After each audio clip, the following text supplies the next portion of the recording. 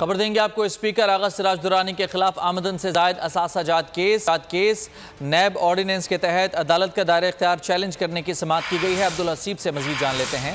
हसीब बताएगा केस के हवाले से क्या तफसीलात हैं।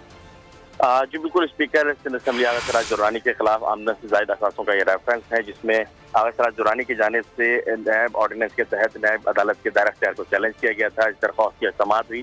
तहम दौरान समाअत नैब हुकाम ने जवाब जमा कराने के लिए जो है वो मोहलत तलब की है। अदालत ने रेफरेंस की मजीद समाअत जो है 15 जुलाई तक मुलतवी कर दी। इसके साथ साथ आगा सिराज दुरानी के साहबजादे की जानिब से बैरून मुल्क सफर करने की इजाजत की दरख्वास्त भी दायर की गई थी, जिस पर फरीकैन के दायर मुकम्मल होने के बाद अदालत ने वो फैसला जो है महफूज के लिए है, जो कि 19 जून यानी पीर को जो है वो सुनाया जाएगा। इस रेफरेंस में आगा सिराज दुरानी के साथ उनके अहल खाना और जो उनके साथ साथ जो करीबी लोग थे वो तमाम अफराद इस रेफरेंस में नामजद हैं। जी बहुत शुक्रिया आपका तफसीलात के लिए।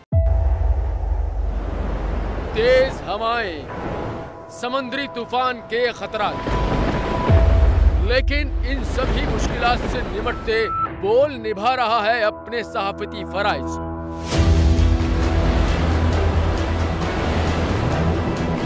समुद्री तूफान बिपोर जॉय की ट्रांसमिशन बोल रहा है सबसे आगे। किस तरह से और कहां पे ये समुद्री तूफान पाकिस्तान के कौन से इलाकों को हिट कर सकता है, बोल रहा सबसे आगे। लम्हा बा लम्हा हर खबर से किया आवाम को आगाह। इस वक्त जो है मौजूदा सूरत हाल काफी हद तक तशवीशनाक होती जा रही है। खेती बंदर ठट्टा पे ज्यादा ये हिट करेगा तमाम।